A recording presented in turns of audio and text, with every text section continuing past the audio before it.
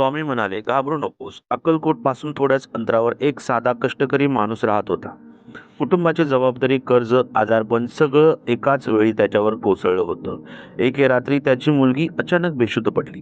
गावात डॉक्टर नव्हते. पावसाची रात्र होती. रस्ता बंद होता. तो माणूस मुलीला उचलून बसमध्ये बसला. डोळ्यात अश्रू, ओठांवर फक्त एकच नाव, स्वामी समर्थ, आता तूच वाचव.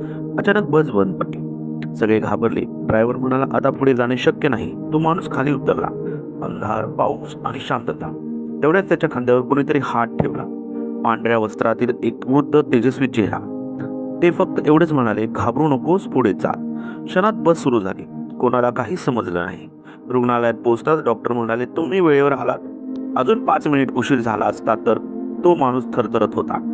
डोळ्यातून अश्रू वाहत होते. तो बाहेर आला आणि अचानक लक्षात आलं, ते वृद्ध बाबा कुठेच दिसत नाहीत. त्यांनी खूप ठिकाणी शोधाशोध केली, पण ते